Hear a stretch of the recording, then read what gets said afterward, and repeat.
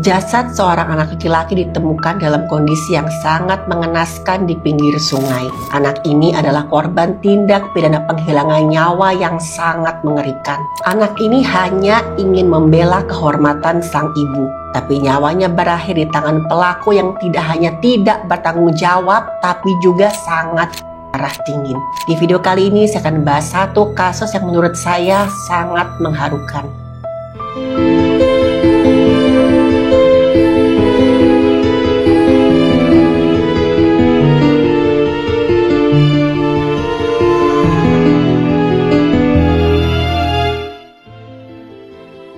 Halo, saya Dr. Stefani. Saya seorang dokter spesialis forensik dan mediko-legal, dan saya belajar dari yang mati.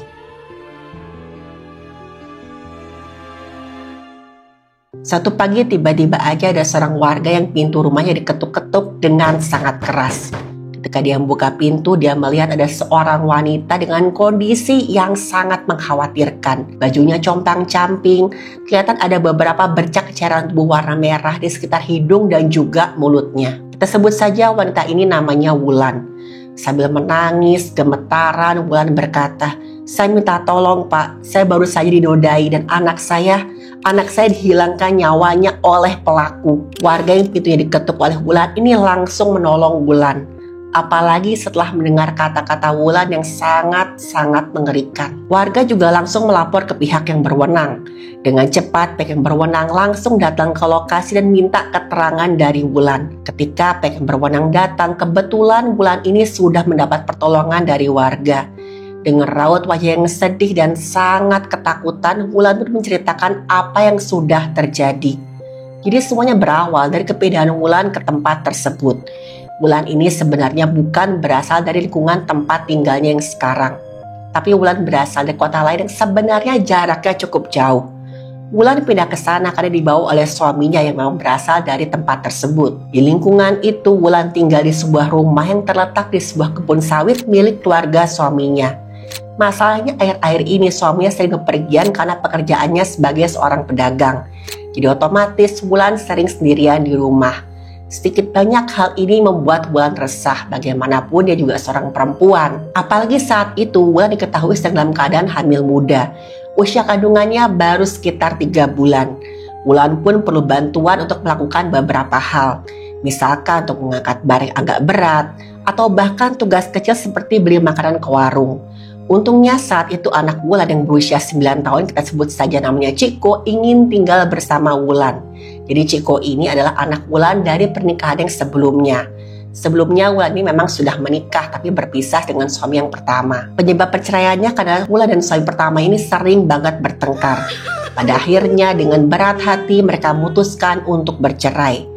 Dari pernikahan pertama inilah Wulan dikaruniai ada 2 orang anak, salah satunya adalah Ciko yang baru umurnya 9 tahun tadi. Setelah Wulan bercerai sama suaminya yang pertama, dia dan kedua anak ini sempat tinggal di rumah orang tuanya Wulan. Selang beberapa tahun akhirnya Wulan pun menikah lagi dengan suami barunya yang kebetulan berasal dari kota lain. Wulan dan suami barunya memutuskan untuk tinggal bersama di kota tempat suami ini berasal. Sementara Ciko dan saudarinya tadi sempat tinggal di rumah orang tuanya Wulan karena berbagai alasan.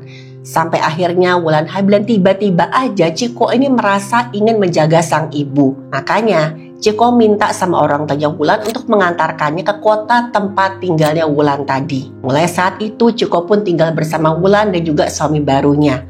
Wulan sempat merasa sangat terharu dengan Ciko yang menjaganya. Karena tadi Ciko ini masih 9 tahun loh, tapi tekadnya sangat kuat membantu sang ibu. Tidak ada yang menyangka teman-teman niat baik Ciko untuk menjaga ibunya justru membawa Ciko ke akhir yang sangat tragis. Jadi satu malam Wulan sama Ciko itu sedang tidur dengan pulas di kamarnya. Malam itu memang hanya mereka berdua yang ada di rumah. Sementara suami barunya Wulan sedang berada di luar kota untuk urusan dagang. Yang mereka nggak tahu ternyata sudah ada yang mengincar rumah mereka dan dia tahu nih kalau malam itu hanya ada Wulan dan Ciko di rumah dan orang itu punya niat yang sangat jahat. Pada sedang tidur tiba-tiba aja Wulan merasa ada yang menyentuh tubuhnya. Awalnya Wulan biasa aja karena dia mengira kalau saat itu Ciko yang menyentuh dia. Mungkin saat itu Ciko ngigau, dia meluk ibunya dari arah belakang. Sampai ketika Wulan membuka matanya, dia ngelihat kalau Chiko tidur menghadap arah lain dan Chiko ada di depannya. Udah pasti dia nggak tahu nih siapa yang memeluk Wulan dari belakang. Ketika Wulan melihat ke arah belakang, ternyata ada seorang pria yang berdiri di samping tempat tidurnya sambil memegang sajam. Menurut keterangan Wulan, pria itu ada tangganya, kita sebut saja namanya Sony. Ketika sadar Wulan terbangun, Sony langsung mengacungkan sajamnya ke arah Wulan. Refleks satu, Wulan berteriak ketakutan. Dan teriakannya membangunkan Chiko yang tadinya sedang tidur pulas. Tapi saat itu Wulan belum sadar kalau Chiko terbangun. Sony marah dan mengancam akan menghilangkan nyawa Wulan beserta Chiko kalau Wulan sampai teriak-teriak lagi. Chiko yang terbangun tuh aja panik melihat nyawa ibunya sedang terancam. Dia pun langsung berteriak sekuat tenaga untuk menakuti Sony. Dengan segenap keberaniannya, Chiko berkata, "Jangan ganggu ibu saya." Wulan nengok ke arah Chiko dan baru sadar kalau anaknya terbangun. Dengan ketakutan, Wulan minta Chiko untuk melarikan diri. Karena ini sangat berbahaya, Chiko nggak mungkin bisa melindungi mereka berdua. Dan naluri keibuan Wulan berpikir saat itu nggak apa-apa lah kalau dirinya yang celaka. Asalkan anaknya selamat.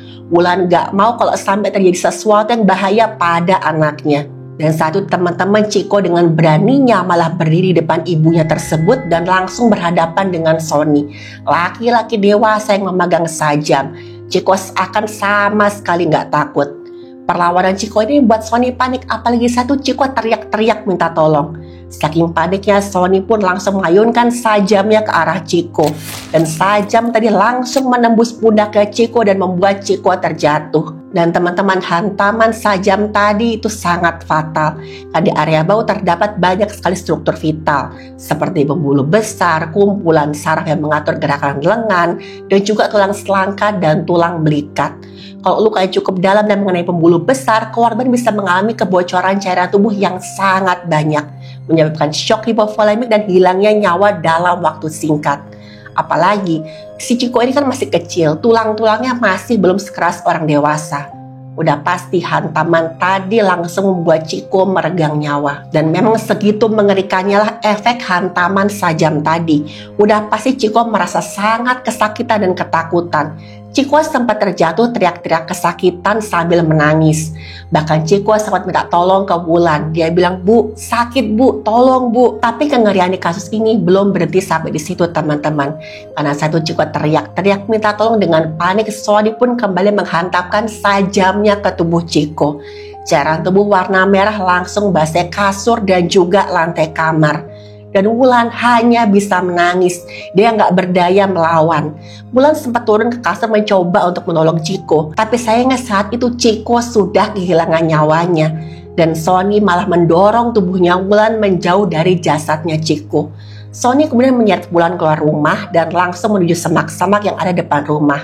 Dan dengan kain, tangan Wulan pun kemudian diikat. Sebenarnya saat itu Wulan sempat masih melawan dan meronta sekuat tenaga ketika diseret oleh Sony. Tapi bagaimanapun juga Wulan seorang perempuan. Kekuatan udah pasti gak sebanding dengan Sony. Apalagi tadi Sony masih membawa sajam. Dengan kesal, Sony sempat menghantamkan kepala Wulan ke tanah sampai Wulan gak sadarkan diri. Dan saat itulah teman-teman Sony melakukan tindakan bejatnya. Dia lakukan ruda paksa terhadap Wulan di semak-semak. Dan semua ini terjadi hanya berjarak beberapa meter dari rumahnya Wulan. Dimana saat itu di kamar tubuh gak bernyawa Chiko masih terbaring. Wulan pun akhirnya tersadar setelah Sony puas meluapkan nafsunya. Masalahnya saat itu Sony mengajak Wulan untuk membuang jasadnya Chiko. Udah pasti Wulan menolak. Dia memohon pada Sony untuk gak membuang jasadnya Chiko. Biarlah jasad Chiko nanti dia yang urus bersama dengan suaminya. Bahkan dia bisa memakamkan anaknya dengan layak. Wulan berjanji gak akan mengatakan tindakan bejat Sony pada siapapun. Tapi perkataan Wulan hanya membuat Sony semakin marah. Sony pun sempat menggali sebuah lubang di dekat semak-semak tersebut. Wulan semakin panik, dia pikir jangan-jangan nanti Sony akan menghilangkan nyawanya juga. Tapi aneh setelah beberapa saat Sony malah masuk kembali ke dalam rumah Wulan, lalu keluar dengan bawa jasad Chiko yang sudah dia masukkan ke dalam karung. Kemudian Sony berjalan entah kemana sambil membawa karung tersebut. Sementara itu Wulan dibiarkan terbaring di semak-semak dengan kondisi tangan yang masih terikat. Setelah Sony pergi, Wulan mulai berusaha keras melepaskan ikatan di tangannya. Perlu waktu berapa lama sampai akhirnya Wulan berhasil lepas karena kondisi tubuhnya yang sangat sakit akibat kekerasan yang dilakukan oleh Sony. Untungnya Wulan berhasil lepas dari ikatan tersebut dan berlari ke rumah tetangga terdekat. Dan disitulah dia baru mendapatkan pertolongan. Setelah mendengar keterangan dari Wulan, beberapa pihak langsung merasa marah sekaligus sedih. Apalagi tadi mereka tahu kalau Chico sudah nggak bisa lagi diselamatkan. Pihak yang berwenang langsung melakukan pencarian terhadap jasadnya Chico. Untungnya nggak perlu waktu lama, jasad Chico kemudian ditemukan di pinggir sebuah sungai yang ada di dekat rumahnya Wulan. Ketika ditemukan, jasad Chico masih mengenakan pakaian yang sama. Badannya penuh luka dan sudah dalam kondisi yang mulai kaku. Dan tim yang saat mengevakuasi jasad Chico sampai menangis. Karena memang kondisi jasad Chico itu sangat-sangat mengerikan. Mereka nggak bisa ngebayangin sebagaimana rasa sakit anak ini ketika meregang nyawa. Menurut hasil otopsi, Chico mengalami setidaknya ada 10 luka hantaman sajam di tubuhnya. Dan yang paling fatal adalah luka akibat sajam yang mengenai nadi besar di bahunya Chico. Selain melakukan otopsi pada jasadnya Chico, pihak yang berwenang juga datang ke rumah Wulan untuk melakukan olah TKP. Mereka menemukan bercak cairan merah yang sangat banyak di lantai kamar. Juga ada sajam milik Sony yang tertinggal dan kain yang digunakan untuk mengikat Wulan. Setelah mendapatkan semua bukti, pihak yang berwenang langsung mencari keberadaannya Sony. Saat itu pihak yang berwenang mendatangi rumah Sony dengan beberapa orang warga yang sangat marah atas apa yang sudah dilakukan oleh Sony. Para warga sangat marah karena bisa-bisanya Sony tega menghilangkan nyawa seorang anak yang gak tahu apa-apa. Ditambah lagi para warga merasa sangat bersalah karena mereka gagal melindungi Wulan dan juga anaknya. Ketika dihampiri di rumahnya, ternyata Sony sudah melarikan diri. Pihak yang berwenang dibantu warga sekitar terus berusaha untuk menemukan keberadaan Sony. Tujuan mereka hanya satu, menegakkan keadilan untuk Chico dan juga Wulan. Dan akhirnya pihak yang berwenang berhasil menemukan Sony bersembunyi di perkebunan milik warga. Sony sempat mencoba kabur, tapi pihak yang berwenang berhasil meringkusnya tepat waktu. Dan setelahnya Sony langsung dibawa ke kantor pihak yang berwenang untuk dimintai keterangan. Masalahnya saat itu Sony menolak untuk bicara. Dia hanya diam di ruang interogasi. Pihak yang berwenang pun mencoba cara untuk melakukan penyelidikan dengan cara yang lain. Pertama-tama mereka menelusuri latar belakangnya Sony. Dan diketahui teman-teman kalau Sony ini memang tangganya Wulan. Dia tinggal di rumah orang tuanya padahal usianya sudah kepala 4. Dan bukan tanpa alasan. Yang lebih mengejutkan lagi dari hasil penelusuran diketahui kalau Sony adalah mantan narapidana kasus penghilangan nyawa. Sony pernah dibui selama 15 tahun atas kasus tersebut. Nah pertanyaannya, kenapa Sony bisa lepas? Dan kenapa nggak ada yang bisa melakukan pencegahan? Apa warga sekitarnya nggak tahu kalau Sony adalah seorang mantan narapidana? Jadi Sony ini memang bebas karena sudah menjalani hukumannya. Setelah itu dia juga mendapatkan pengurangan masa tahanan karena beberapa alasan. Masalahnya kejahatan yang Sony lakukan ini terjadi di luar kota. Jadi para warga ini nggak ada yang tahu mengenai hal ini. Setelah selesai menjalani masa hukumannya, Sony kembali ke kampung halaman dan tinggal di rumah orang tuanya. Oleh warga sekitar, Sony dikenal ramah dan senang membantu, baik itu membantu orang tuanya ataupun warga sekitar. Tapi di balik itu warga mulai sadar nih, sebenarnya ada yang salah pada dirinya Sony. Sony ini beberapa kali ketahuan sedang menggoda para wanita di kampung tersebut.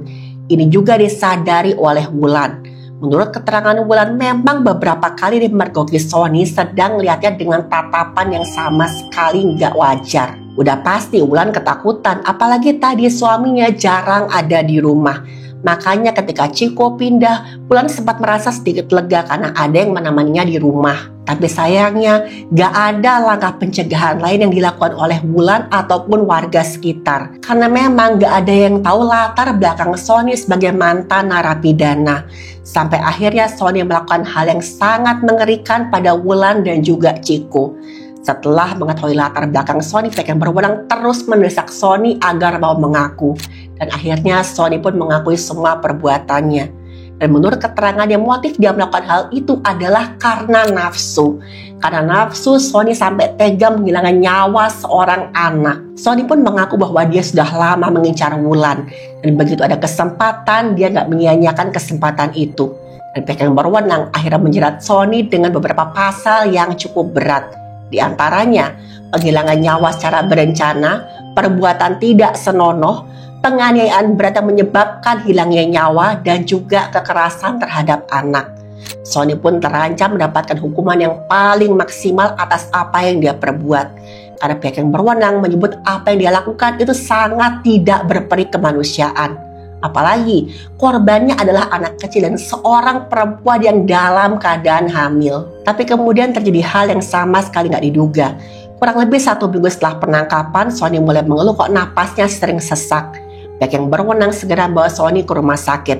Di sana Sony sempat mendapatkan pertolongan medis. Saat itu kondisi Sony membaik dan dia dipulangkan ke sel tahanan. Habis 1 malam, Sony kembali mengalami sesak napas yang sekali ini jauh lebih hebat. Puncaknya ketika Sony mulai kejang-kejang dan terjatuh di dalam sel tahanannya. Petugas yang berjaga berusaha memberi pertolongan, tapi nyawanya Sony sudah tidak terselamatkan. Setelah diperiksa dapat dipastikan teman-teman kalau Sony meninggal dunia karena komplikasi sesak napas dan kondisi tubuh yang sudah sangat lemah. Diketahui, 2 hari sebelum meninggal dunia, Sony sempat menolak makan dan juga minum. Ini yang menyebabkan kondisi tubuhnya menjadi semakin lemah. Diduga kuat Sony ini mengalami tekanan mental yang begitu beratnya karena depresi setelah ditangkap lagi. Apalagi, dia terancam dengan hukuman maksimal. Dengan meninggalnya Sony, proses hukum pun terhenti. Pelaku belum sempat disidang, apalagi divonis, dan belum menjalani hukuman apapun atas apa yang dia perbuat. Kasus ini pun akhirnya ditutup secara resmi karena tersangka sudah meninggal dunia. Ketika kasus ini muncul di media, sudah pasti banyak yang terkesan dengan sikap Chico yang berani melindungi ibunya. Gak sedikit yang sampai menangis membaca kronologi kejadian mengerikan yang menimpa Chico dan juga Wulan. Banyak yang merasa bangga sekaligus hancur hatinya. Mereka semua bangga karena masih ada anak seberani Chico. Tapi di sisi lain mereka juga merasa hatinya sangat hancur.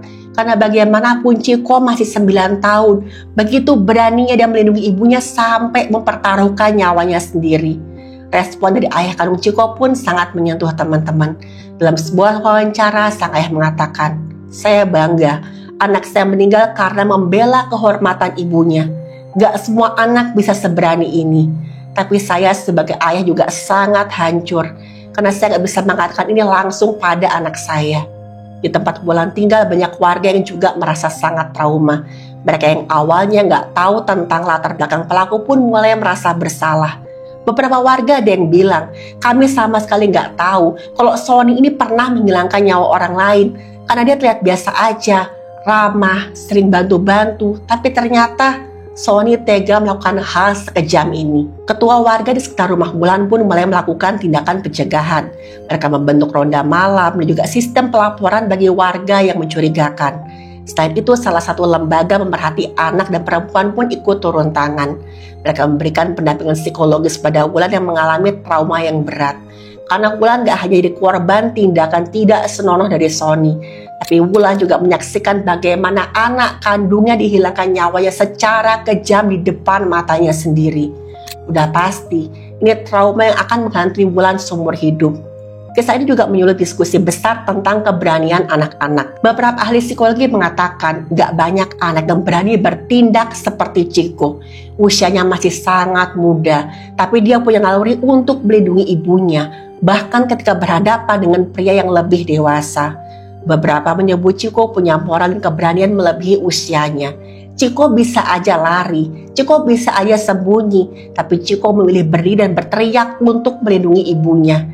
Dan ini bukan hanya reaksi yang biasa, tapi tindakan yang sangat-sangat luar biasa. Chico pun akhirnya dimakamkan dengan penuh doa dan air mata.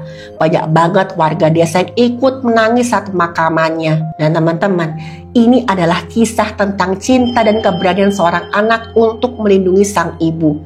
Kisah yang harus selalu kita kenang. Teman-teman, gak ada yang lebih mulia dari keberanian seorang anak yang memilih untuk berdiri saat dia bisa saja melarikan diri. Apalagi demi melindungi kehormatan sang ibu. Di balik tubuh kecilnya tersimpan cinta yang lebih besar daripada rasa takut. Dan nyawa yang berani dia pertaruhkan demi melindungi orang yang sangat dia sayangi. Ketika kita melihat ada seorang anak yang berani seperti Chico, maka kita yang lebih dewasa gak punya alasan untuk terus diam. Jangan tunggu tragedi sebelum bertindak. Satu langkah kecil bisa mencegah kehilangan yang tidak tergantikan.